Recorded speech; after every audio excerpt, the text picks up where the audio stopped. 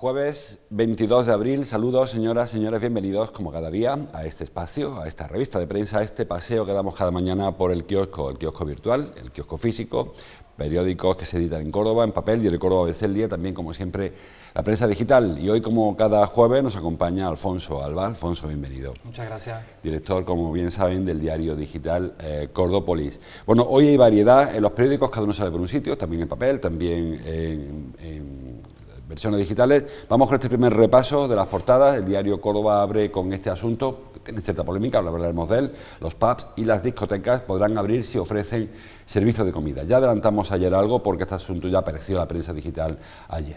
En la foto, para el debate de los candidatos a las elecciones autonómicas de Madrid, nos pilla un poco retirado. El diario ABC abre con una infraestructura muy demandada que se retoma después de 12 años, titula La Junta retoma la autovía del Olivar tras 12 años de parón, una autovía que unirá Cabra fundamentalmente, que es la localidad mayor que queda en ese sentido un poco fuera de juego en la red de carreteras de la Junta de Andalucía. La foto para un asunto también que lleva mucho tiempo en candelero, el horizonte del turismo cada vez más lejos. Hombre, yo discrepo un poco, siempre el horizonte está cada vez más cerca, pero además es que las perspectivas de recuperación sí que es verdad que se iban planteando y se van poco a poco retrasando semana tras semana. El diario El Día habla de vacunas. Las mayores de 60 años habrán recibido una dosis a mitad de mayo, titula. Bueno, yo creo que un poco aventurado ese titular porque como cada día varían estrategias vacunales, varían decisiones, pero en fin, el objetivo es que en mayo los mayores de 60 años estén relativamente inmunizados y eso permite relajar cualquier restricción.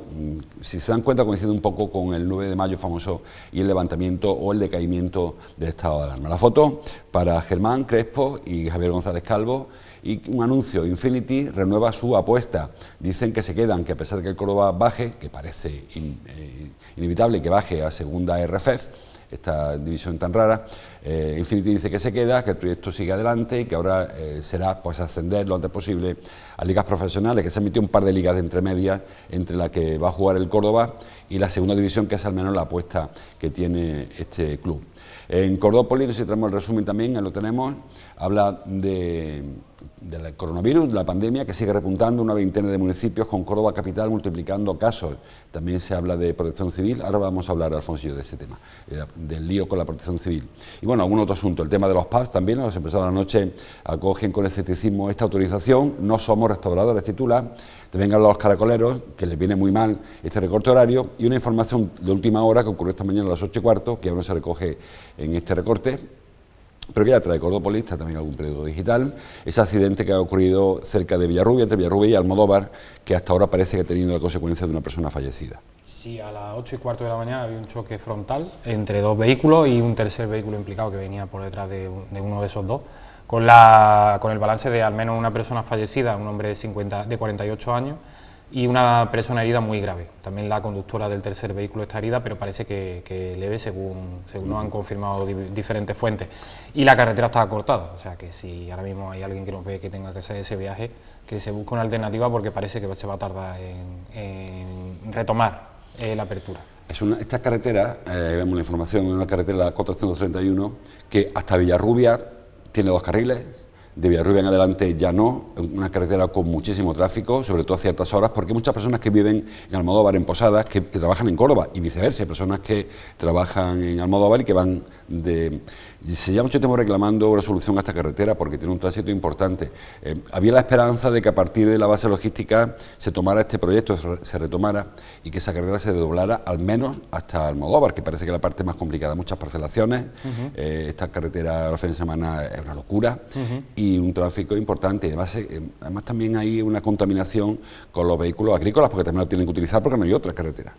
Sí, es un proyecto largamente demandado por los vecinos de la zona, se desdobló creo que a finales de los 90 hasta Villarrubia, porque empezaron a proliferar las viviendas y las parcelaciones en la zona y se producían unos atascos enormes y había gente que pues, tomaba por la carretera de la puesta en riesgo, en fin, distintas cosas.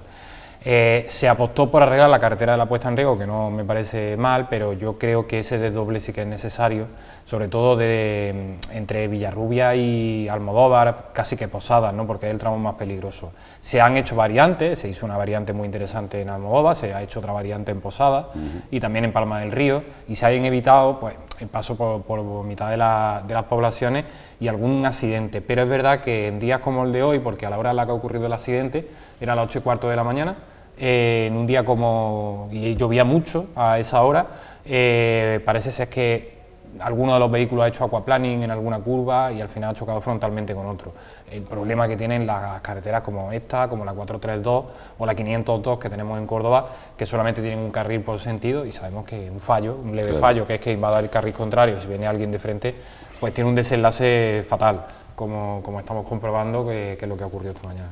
Yo entiendo que no se puede doblar todas las carreteras del mundo, no hay presupuesto para eso, tampoco hace falta, pero sí que hay tramos que son imprescindibles de doblar, y este creo que es uno de esos tramos. Me parece que Córdoba no tiene área metropolitana como tal, porque tiene un término municipal muy amplio, pero es verdad que hay municipios en su entorno que sí que se utilizan como ciudad de dormitorio. Hablamos de la zona de Adamuz, la zona de la Carlota, Fernández Núñez. Pero ahí sí que se resolvió este asunto, ese tema. Quitando la parte de la sierra, que es complicado, la trasierra, por ejemplo, pero Cerro Muriano hay casi desdoblamiento, la carretera de Madrid también, Sevilla, Málaga, pero falta este tramo que creo que es fundamental. Sí, por ejemplo, la intervención que se hizo en Cerro Muriano es muy interesante, se hizo para evitar este tipo de cosas. Ahí se quitaron curvas, se crearon unas enormes rectas y es verdad que incluso se construyó una mediana, ¿no?, en las zonas donde más accidentes hay. A pesar de todo eso sigue habiendo accidentes, que todo hay que decirlo. Pero es verdad que esta carretera, especialmente en la zona de Posada, Almodóvar, que son dos poblaciones que entre las dos tienen cerca de 18 o 20.000 habitantes, un núcleo de población importante, más grande que Villarrubia, por ejemplo, que muchos de sus vecinos viven o trabajan en Córdoba y hay muchísimo trasiego de vehículos, incluso desde Palma del Río, que ya sabemos que es una población mucho más importante. Y en determinadas horas puntas, lo hemos sufrido, los que alguna vez hemos tenido que pasar por ahí, se producen en grandes cuellos de botella y embotellamientos y riesgos de este tipo de accidentes. Bueno, por lamentar la pérdida de esta vida, de este hombre, y esperar que los heridos se recuperen pronto. Parece que una de las mujeres, una de las conductoras no está grave, que fue haciendo un choque por alcance, pero la otra también puede ser que se le complique. Ojalá que no sea así. Seguimos avanzando. El tema de los pubs y las discotecas que aparece en los periódicos. Lo comentamos ya ayer, quiero recordar. El Ayuntamiento pretende ampliar la licencia que tienen los pubs y las discotecas para que se acojan a los mismos horarios del resto de locales de restauración, a pesar de que, bueno, tiene su dificultad el asunto. La primera dificultad es que son, como dicen en Cordópolis, no solo local de restauración, no tienen cocina, incluso yo no sé si tendrán carne de manipulador de alimentos los que trabajan allí, porque no se dedican a eso. Y luego también el tema de los horarios, porque habitualmente ese tipo de locales lo atienden otro tipo de personal, que no está habituado a servir platos. En fin, creo que es un apañillo que se está intentando hacer para salvar quizá este último tramo de las restricciones, que no sé si va a funcionar o no. Bueno, hay algunos, hoy Juan Velasco ha hablado con un amplio abanico de empresarios del mundo de la noche en Córdoba, que muchos llevan cerrados desde marzo de 2020, que a nadie se lo olvide. Bueno, en agosto fue cuando se endureció la restricción, pero algunos en marzo no llegó a agosto. No llegaron a abrir siquiera en agosto. Por ejemplo, la calle Alfaro, la famosa calle Alfaro, que llena de paz, no han vuelto a abrir. Primero porque es verdad que tenían un horario muy restringido y segundo porque no tienen exterior. Todo lo que han hecho siempre ha sido de interior, ¿no? De hecho son unos pubs, digamos, más de invierno, otoño e incluso primavera que de verano. En verano solíamos irnos a la sierra, ¿no?, en aquellos años. Pero sí que es verdad que se intenta hacer una especie de traje a medida para determinados establecimientos nocturnos, ¿no?, en un tramo ya final de las restricciones, como tú bien dices, en el que yo creo que por sí solo esto va a caer. Ya parece, por lo que estamos viendo, por el efecto de la vacunación, por las restricciones, etcétera, que esto es cuestión de un par de meses, 3 meses, o sea, de llegar al verano, en el que volvamos a recuperar cierta normalidad, no toda la normalidad, pero sí cierta. Por tanto, yo sería muy prudente en esto, y de hecho a mí hay una de las cosas de la norma de la gerencia que no me gusta, que es que a través de declaraciones responsables tú vas a la gerencia y dices que tienes una cocina, ¿no? nadie lo comprueba, sino que luego en algún momento puede llegar algún técnico de urbanismo y decir, oye, que no tenía una cocina, que lo que tienes aquí es que te has traído un microondas y estás sirviendo comida y ya con eso, con esa excusa estás abriendo, ¿no? A mí esas cosas no me gustan, sinceramente. Creo que algo tan serio no debería hacerse con declaraciones responsables. Pero bueno, dicho lo cual, no me parece mal. Lo que pasa es que quien hace la ley hace la trampa, ya lo sabemos. Habrá locales, como te digo, que pondrán comida, pero luego aquello se convertirá en una discoteca. O sea, te sirvo un perrito caliente en una instalación que tengo, con el aforo X, pero luego al final acabará siendo... Es que además, yo no sé si un negocio que tenga licencia de bar con cocina tiene que tener cocina. Es decir, si yo mañana decido montar un bar y pido licencia de bar con cocina, pero luego la cocina la pago porque no vendo, no me quita la licencia. Yo soy un bar con cocina sin cocina. En este caso serían locales con cocina y muchos serán sin cocina. Yo ya estoy viendo cómo va a aparecer el hombre del telepollo a llevar comida allí porque no me hace falta otra cosa. Y al final, los que tengan, como tú decías, una terraza a las que atender, muy bien. Pero los que no, que nos metemos dentro de un local, y estoy pensando en muchas discotecas, todo el mundo tiene en la cabeza, que allí eso es un nido de virus y los científicos ya advierten que las terrazas todavía se puede empezar a liberar o liberalizar todo el asunto este, pero los locales más como está concebido el pub, que no tiene ventanas, locales estrechos, que no se ve. Yo no sé hasta qué punto debían haber ampliado el tema de las terrazas y haber recortado el tema de los locales en el interior. Tengan o no tengan cocina, que no sé qué importancia hay. Y luego además con otro agravante, normalmente son locales donde la música está muy alta y para comunicarnos tenemos que hablar nosotros muy alto. Y muy pegado a la oreja del de al lado también. Claro, entonces cuando hablas muy alto normalmente expulsa muchos aerosoles muy lejos. Ya hemos visto todo infografías, ¿no?, de cómo mientras más alto hablas, más lejos llegan tus aerosoles, no solamente es toser o estornudar. Por tanto, yo sí que veo un serio riesgo, ¿no? A estas alturas de la pandemia, yo creo que estropea un poco las cosas. Y bueno, y también es verdad que nos lo va a dictar también las restricciones. Ahora mismo tenemos un horario que a las 8 de la tarde tienen que estar los establecimientos cerrados. Hoy se reúne el comité el provincial de la Delegación de Salud.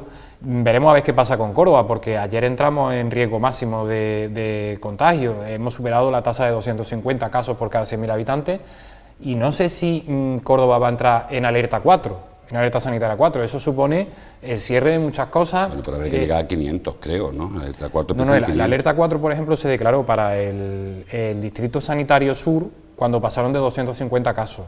Creo que en el Distrito Sanitario Sur siguen un poquito por encima de los 250 y siguen en alerta 4, grado 1. Esto hay que anotarlo, ¿no? Sí, pero los horarios son los mismos. No, los horarios son los mismos, pero hay un problema de aforo. Los aforos sí cambian aforos, cambian la movilidad donde se sobrepase los 500, cierre de actividad no esencial donde sobrepasan los 1000. En cualquier caso, la intención de la Junta, por lo que yo he intuido, eso de que ayer anularan el reunión del Consejo Interprovincial, es porque no quieren agravar la situación, porque esperan que el lunes, martes, la cosa vaya bajando y no estropee este fin de semana con la polémica esta de ahora sí, ahora no, impongo restricciones. La sensación que dio ayer o antes de ayer cuando habló Aguirre fue decir, mira, mejor no nos reunamos porque nos va a obligar a endurecer medidas y quitarla al día siguiente. Al menos lo entendí yo así. Sí, es probable. O también, porque como ese comité se reúne una vez cada 14 días, yo creo que están esperando a que la semana que viene la situación haya mejorado mucho. Sí, eso me refería, que no haya que endurecerla para no tener que la semana que viene ir para adelante para atrás, porque la gente se despista ya un montón, a qué hora abro, a qué hora cierro, dónde puedo ir, dónde no puedo ir. Creo que asumimos que este fin de semana se cierra todo a las 8 de la tarde, tampoco me parece mal, no es que haya este fin de semana, no recuerdo, bueno, en Sevilla creo que hay feria, no feria, pero bueno... y Lucena también hay feria, en Lucena también. Sí, es verdad. La feria de la primavera. Pero bueno, lo que te quiero decir es que estamos empezando a notar los efectos de que cada vez estamos vacunando a más gente, estamos empezando a notar esos efectos de que estamos inmunizando a la población que más sufre la enfermedad y es verdad que se empieza a ver la luz al final del túnel. Y yo estoy de acuerdo con lo que dice, es probable que cuando se reúna el comité el miércoles de la semana que viene se relajen muchas de las medidas que tenemos ahora mismo. Por ejemplo, el tema de las 8 de la tarde, yo entiendo que se acabará relajando en aquellos sitios donde la incidencia haya bajado. Y ahora, por ejemplo, en Córdoba vemos una situación bastante desigual, porque mientras el norte está, entre comillas, en nueva normalidad, Córdoba capital acaba de entrar en riesgo extremo. Y hay determinados pueblos de la zona del Guadalquivir que venían de riesgo extremo, que ya están otra vez de nuevo en nueva normalidad, y ocurre también lo mismo en algunos casos de los pueblos del sur. Nosotros hoy A través de un gráfico muy ilustrativo lo publicamos un poco dónde está subiendo, dónde está bajando, dónde más o menos se mantiene la pandemia. Y es verdad que los datos nos invitan al optimismo. Y hay una parte que para mí es muy importante, que mientras están repuntando los contagios, creo que los ingresos hospitalarios han subido un 1% en las últimas 2 semanas, los ingresos en UCI incluso han llegado a bajar y solamente creo que ha habido 4 víctimas mortales en 2 semanas. O sea, son datos como para que empecemos a imaginarnos un futuro sin mascarilla, sin restricciones y demás. Lo hablaba Jesús Aguirre, lo comentamos nosotros ayer. ¿Por qué ahora hay más casos en los hospitales a pesar de que la tendencia parece positiva? Pues porque los pacientes que están ingresando son pacientes más jóvenes que acuden más tarde al hospital, porque no entienden que la hipoxia que sufren, la falta de oxígeno, sea tan grave. En vez de ir como si al abuelete de 90 años le falta oxígeno, lo llevan 10 minutos corriendo a urgencias. Si te pilla con 60, pues voy a esperar más mañana, me espero pasado mañana y cuando acudes ya tienes una neumonía mucho más grave y tarda mucho más en salir. Por eso se acumulan los pacientes, no es que haya 140 pacientes cada día, sino que llevan los mismos mucho tiempo, que lo que también decía Jesús, con la ventaja, Jesús Aguirre me refiero, de que están saliendo, de que las otras ondas pandémicas que le llaman, las otras olas, pues lamentablemente muchos entraban y se quedaban. Ahora prácticamente, como decía Alfonso, en la Córdoba capital creo que ha habido 2 fallecidos en los últimos 20 días. Y la provincia muy poquito, es decir, que parece que están saliendo mucho mejor que en las anteriores olas, así que esperanza. Trae el día el tema vacuna, ya hemos avanzado un poco. Dice que los mayores de 60 años tendrán la primera dosis al menos en mayo. Una dosis que ya dijo también el consejero, y también lo dice el científico, que genera anticuerpos, no al mismo nivel que las 2 dosis, excepto la Janssen, que sí que lo genera, pero sí que genera algún nivel de inmunidad, algún grado de inmunización. Es decir, que yo creo que el objetivo va avanzando. La cifra lo señala Córdoba también. Estamos ya en 23% de personas en Córdoba con una dosis. Y el 10% casi con 2 dosis. Es decir, que estamos llegando a un nivel de inmunización que si le sumáramos los que han pasado la enfermedad, sabiéndolo sin saberlo, como tú decías, esto poco a poco se va viendo la luz y es probable que a partir de mediados de mayo, como señalan los periódicos, se empiecen a relajar las medidas.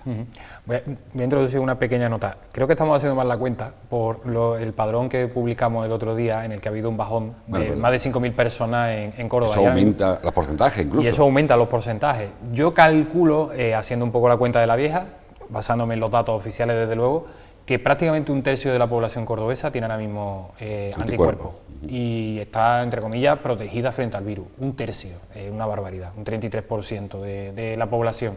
Quitando a la población menor de 16 años, que sabemos que no se va a vacunar, que no los vamos a vacunar porque no se recomienda, no lo entiendo, pero bueno, no se recomienda, yo no soy epidemiólogo, que no se vacune a los niños, podremos estar hablando de que el objetivo de la población a vacunar ahora mismo estaríamos en torno al 30-35% de esa población ya objetivo vacunada, ¿no? Nuestro horizonte es llegar al 70% a final de verano, pero yo creo que vamos a llegar antes que a ese 70%. Hay que decir que la mortalidad va descendiendo según baja la edad, es decir, que si, como señala el día, por ejemplo, en mayo está lo de 60 años hacia arriba, ya con un nivel de inmunización, es probable que ya una muerte sea anecdótica, afortunadamente. Sí. Recuerdas que al principio de esto, cuando fallecía alguien, buscábamos el nombre, hablabas con la familia, ahora ya lamentablemente son 960, creo que los fallecidos en la provincia de Córdoba, y ya pues, hemos perdido la cuenta. Eso pasa como en la guerra, ¿no? El primer víctima, todo el mundo lo condena y lo llora, cuando lleva 900, no. Podemos volver a ese caso ya, que cuando aparezca un fallecido otra vez, no sé qué municipio, que ojalá llegue ese caso y que no haya ningún fallecido, claro. Todo el mundo recuerda al turista italiano, aquel que se contagió, y desgraciadamente al médico de atención primaria que falleció, que fue como la primera gran víctima de COVID que tuvimos en Córdoba. Pero sí, es verdad que Hemingway lo decía, ¿no? En periodismo, un muerto es una tragedia y 1.000 muertos son una estadística. Y ahora mismo estamos hablando en plan estadística sin ponerle cara a los fallecidos de esta pandemia. Que es verdad, que es que lo piensas fríamente y porque se nos escapan de la estadística algunas personas que han fallecido probablemente por el virus y son más de 1.000 muertos en Córdoba en un año. Es que creo que no hay nada en los últimos 20-30 años que en un solo año haya provocado 1.000 muertos en la provincia de Córdoba. O sea, para que nos demos cuenta de las dimensiones de lo que nos ha ocurrido, ¿no? Sí. Y cierto es que la mayor parte de esa gente tenía más de 60 años. que son a los que estamos protegiendo ahora, y que yo creo que incluso, fíjate lo que te digo, que el titular de los compañeros del día se queda corto. Creo que antes de mitad de mayo todos los mayores de 60 años habrán recibido al menos una dosis, porque llega Janssen, no estamos seguros, parece ser que va a llegar hoy por la tarde, noche o mañana se empezará a vacunar. Yo ya conozco gente de 70 años que se va a vacunar mañana. Eso te inmuniza inmediatamente. Son 2.300 vacunas las que llegan de Janssen, ¿no? Un poquito más, van a ser cerca de 3.000. O sea, sería 3.000 personas en Córdoba que inmunizaríamos rápidamente, y sigue llegando Pfizer y Moderna y muy poquito AstraZeneca, es verdad. Pero los cargamentos de Pfizer y Moderna cada vez son más grandes. O sea, yo creo que sí, que llegaremos a ese objetivo, y que muy pronto, los que somos más jóvenes también veremos también ese horizonte de que nos vacunen. A ver si va poco a poco se va solucionando, y parece que va a ir menos poco a poco de lo que algunos agoreros iban anunciando. Bueno, vamos a seguir avanzando. El diario ABC hablaba de la autovía del Olivar, lo hemos comentado antes de pasada. Es un proyecto muy antiguo, un proyecto que no sé de qué etapa es, si es de Chávez o incluso anterior, que era unir una autovía entre la A92 y la carretera Madrid-Cádiz, pues entre medias, que uniera Estepa, Cabra, Puente Genil, Osuna creo que también llegaba, y que eso ha ido a empujones. Hubo una época que se hicieron unos tramos, luego se pararon, como tú decías, se hicieron algunas variantes gracias a este proyecto, y que ahora la Junta retoma, y pronto Cabra tendrá su conexión con la autovía, con la A45, que no se explica todavía cómo Cabra, que es la única localidad desconectada por completo en esa zona. Sí, esto es un proyecto que es verdad que viene de muy antiguo, porque yo recuerdo, ya llevo muchos años en la profesión, pero creo que de primero de los 2000 ya se estaba dibujando este proyecto, cuando Concesión Gutiérrez era consejera de Obras Públicas. Es verdad que el centro de Andalucía tiene una característica que no tiene el resto de España, y es que además de sus capitales tiene unos municipios que son muy grandes en tamaño, las ciudades medias, la red de ciudades medias que se ha venido a llamar. Lucena tiene prácticamente 50.000 habitantes, Puente Genil tiene más de 40.000, cerca de 40.000 también, Cabra, Priego tienen por supuesto más de 20.000, Alcalá la Real es gigantesco, Osuna, Estepa, todos esos municipios que están en el antiguo tren del Olivar, lo que hoy es la vía verde del Olivar, eso antes era un tren. El tren del aceite, sí. El famoso tren del aceite, que hasta los años 80 llevaba incluso pasajeros, además de aceite. Pero todos esos municipios que están muy conectados entre sí, porque son una enorme ruta comercial, dependían de carreteritas, ¿no?, comarcales y regionales en algunos casos, y no una conexión con una vía de alta capacidad que fomentase su desarrollo. Jaén, por suerte, sí que tiene la autovía del Olivar prácticamente hecha, hasta casi límite provincial, y de hecho es una autovía muy utilizada por los jiennenses, especialmente de estos grandes municipios. Pero en Córdoba, no sé por qué, se ha hecho a cacho además un poco sin sentido, ¿no? Porque lo lógico es que tú fomentases la unión de la A92 con la A45 a través de Puente Genil y Estepa, eso no está hecho. También tiene mucho sentido algo que sí está hecho, que es conectar Lucena por autovía con la A45 y una parte de variante del propio municipio de Lucena, pero bueno, tiene un poquito menos sentido, y desde luego unir estos municipios, Cabra, en fin, Doña Mencía, con la provincia de Jaén, y una salida muy rápida hacia Madrid para todas las mercancías, y también hacia la A92 o la A45, que no olvidemos que está ahí el puerto de Algeciras. ¿Qué es lo que pasa con todo esto? Que estamos llegando a un momento, el año 2021, donde va a haber un cambio de paradigma, afortunadamente, y donde posiblemente el transporte por carretera se convierta en transporte por ferrocarril y transporte por mar, principalmente, por varias cosas. Por la lucha contra el cambio climático, sabemos que el transporte por carretera es uno de los principales agentes que está fomentando el calentamiento global. Por los costes, el transporte por carretera es muy caro, porque, en fin, cada camión necesita un conductor, y todo lo que... En un convoy va un camión, claro, un convoy de tren va muchísimos más vehículos. Claro, y todo lo que vincula, y luego porque se están generando grandes nodos logísticos. El puerto más importante del sur de Europa es Algeciras, y quiere seguir siéndolo, y quiere que los barcos, una vez que lleguen allí, pues lleve mercancía a toda España y a toda Europa.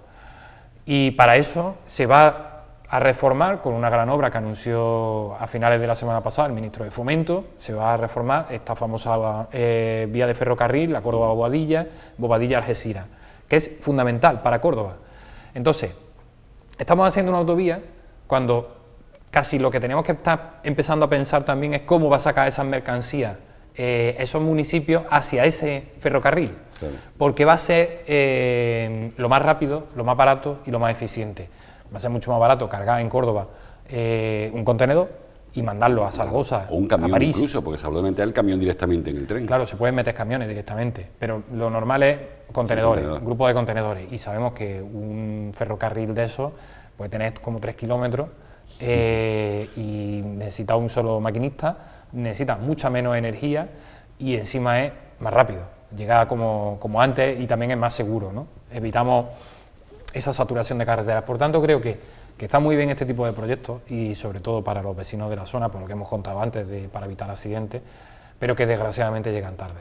Sí, esto debe haberse hecho hace mucho tiempo, pero bueno, Cabra necesita ese tipo de conexión y a otros municipios de la zona, esa donde me decía Alfonso, todos los municipios aquellos han quedado aislados prácticamente durante muchísimo tiempo y parte de la España vaciada o medio vaciada que tenemos en nosotros, tanto en el sur como en el norte, tienen que ver con esto, con la falta de comunicaciones, porque los pueblos donde se puede viajar, comunicar fácil, no han tenido esa caída en población, y los pueblecitos donde no había carretera, nada más que la carretera de Cabras, que unía con el pueblo de al lado, pues han visto como poco a poco la población venía a Córdoba a estudiar y no regresaba a su pueblo, porque yo creo que esa es una consecuencia.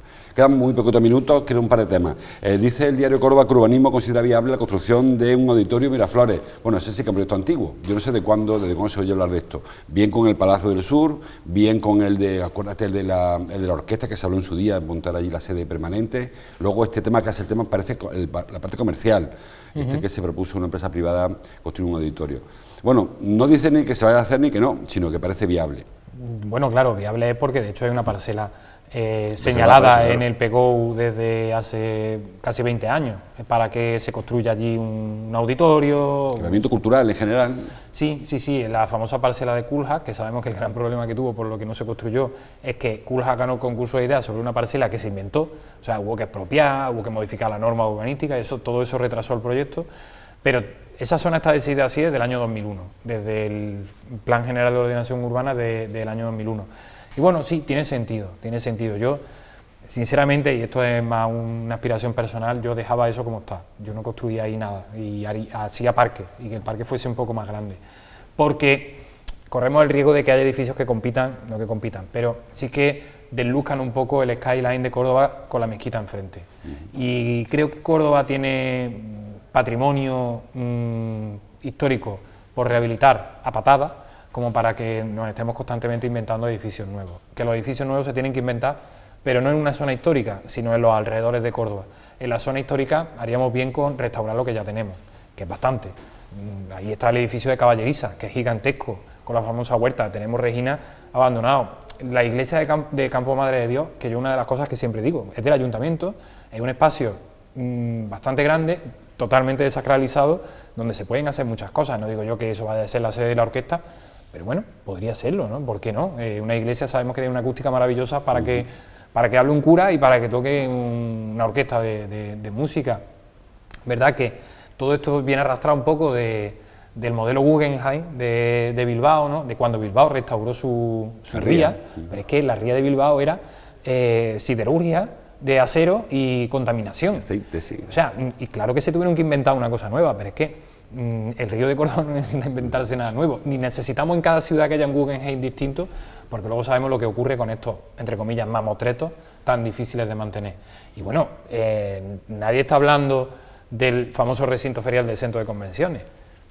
Allí, ¿qué es lo que va ahí? No vamos a hacer nada con ese gigantesco edificio donde ya nos hemos gastado 15 millones de euros. Cada 3 meses, porque al final ese tipo de recintos no tiene una actividad permanente. Y menos en este caso que sería, bueno, público, ya ahora cómo se explota esto. Estamos terminando un asunto que yo decía, Protección Civil, publica hoy Cordópolis que hay un lío con el tema de las vacunas, porque se vacunaron a personas que no pertenecen a Protección Civil, pero es que ya lleva varios días siendo noticia Protección Civil. Hace un día se publicaba Carmen Reina, o ayer creo que fue, que habían despedido o habían sacado, porque realmente son voluntarios que no cobran, no tienen un sueldo, pero bueno, tienen una polémica ahí, se ha apartado algunos, ahora uno de los que están dice que como que le están allanando camino a los que entran, que es un poco lo que viene a decir que ha dado por hecho que los que están para entrar van a entrar. Realmente estas asociaciones que están un poco ahí, que nadie se preocupa por ellos, no sabemos qué hacen, cómo se entra, qué cobran o de qué manera se benefician, y llevan un par de días las portadas del diario. La Protección Civil necesita una pensada desde hace años, sí, porque es un servicio que fue fundamental en muchos municipios y que lo es también, sobre todo ahora, que sabemos que, por ejemplo, la policía local no puede llegar a todo, ¿no? Y que la Protección Civil es clave en la feria, cuando hay feria, ahora que vienen los patios, cuando hay cruces de mayo, y además es que son voluntarios, ¿sabes? O sea, yo creo que es que necesitan un reconocimiento extraordinario precisamente por eso, porque hay gente que, bueno, que quiere echar una mano y que necesita pasar unos criterios, unas pruebas. Y es un poco lo que se está denunciando ahora, ¿no? Como a unos voluntarios se les ha apartado, que ellos consideran que de manera injusta, y se han metido a otros. Y luego hay algunas personas de Protección Civil que se han considerado como servicio esencial, que ya han sido vacunados sin haber superado ningún tipo de ingreso. Por tanto, parece que viene un poquito de marejada en este tema, y veremos a ver qué es lo que ocurre. Bueno, pues hablaremos más largo y tendido de Protección Civil, porque es una asociación, como decía Alfonso, fundamental, que no se valora suficientemente hasta que lo vea un día con su mono naranja controlando tráfico, controlando acceso y aforo.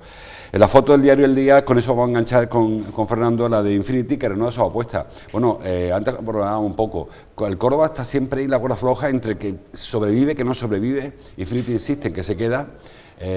Probablemente segunda división RFEF, esta es una categoría que será como la tercera, bueno, ya no sé por dónde anda esto, compitiendo con equipos casi liga provincial.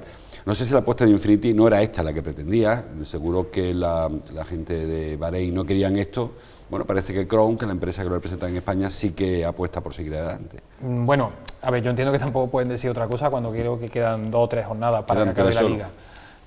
No se van a ir con el Córdoba todavía sin acabar. Pero obviamente tendrán que hacer un balance. El balance que hacía ayer el presidente del Córdoba, García Calvo, era un poco, bueno, presidente no, consejero delegado, era un poco lamentable. O sea, el Córdoba está en unos números rojos muy graves. Han perdido un montón de dinero, entre el dinero que le ha costado la primera plantilla, lo que le ha costado el B y el poco dinero que han podido ingresar por los abonos. Esto es una ruina. Más lo que han pagado por la unidad productiva, más lo que llevan pagado de deudas pasadas del Córdoba Club de Fútbol. O sea, yo no sé lo que Infinity y Bahrein se han gastado ya en el Córdoba Club de Fútbol, pero si siguen apostando, a mí me parece sorprendente, ¿no? Desde luego no me parece un modelo de negocio sostenible, pero me parece muy sorprendente que lo sigan haciendo. Yo entiendo que habrá otro tipo de proyectos de Infinity en Córdoba capital y sería muy interesante, ¿no? La propia sesión del estadio, sabemos que si se hace la obra de tribuna, allí va un enorme centro comercial, que en un futuro, ya cuando estemos todos vacunados, podría ser una mina de dinero, ¿no? Pero no le veo demasiado sentido. Y bueno, no sé yo, esto ya, tanto que se habla de la Superliga, que el fútbol vuelve a ser de los aficionados, estas mentiras que se están contando, ¿no? Ahora mismo el Córdoba Club de Fútbol, y que haya fútbol en Córdoba con un equipo vestido de blanquiverde, con el himno y tal y cual, depende de un señor de Bahrein que se canse o no. O sea, aquí ya no depende de los aficionados, no hay nada más allá que la decisión personal que va a tomar una persona a 4.000 kilómetros de distancia de Córdoba capital. Por tanto, a mí no me gusta nada, no me gustó nada lo que pasó con el Córdoba anterior, no me gusta nada lo que está pasando ahora mismo, y la verdad que lamento mucho el sufrimiento de los miles de aficionados blanquiverdes, porque es que no se merecen esto. Por ahora nos va a aclarar Fernando algo de esa rueda de prensa de ayer, la presentación de Germán Crespo, que es la foto que veíamos en el periódico, y a ti te veo el jueves que viene. A ustedes les veo mañana y le dejo con Fernando, que como decía Alfonso, ayer el consejero delegado dijo que se quedan, que el proyecto sigue, que da igual que estén en primera RFEF, que segunda RFEF no dará igual, supongo, pero tocaba decir eso y quizás solo por tranquilidad de los aficionados el proyecto parece que tiene continuidad, al menos en lo cuanto a lo deportivo. ¿Qué tal, José Luis? Buenos días. Sí, dijo literalmente que no van a abandonar el barco cuando todavía no ha salido ni tan siquiera del puerto, haciendo un símil de que están todavía, pues bueno, arrancando este proyecto, pero como dice también Alfonso, es ya mucho dinero el invertido y poca lo que se ha recibido, por lo menos en términos deportivos. No sabemos en lo institucional cómo versan, aunque bueno, sí que se están dando pistas. Vamos a analizar ahora las palabras de Germán Crespo, ya nuevo entrenador del primer equipo, y también de Javier González Calvo, un poco sobre la situación, sobre Bahrein, sobre la decepción del primer equipo y sobre lo que puede venir de ahora en adelante. Así que en nada estamos aquí en Todo CCF.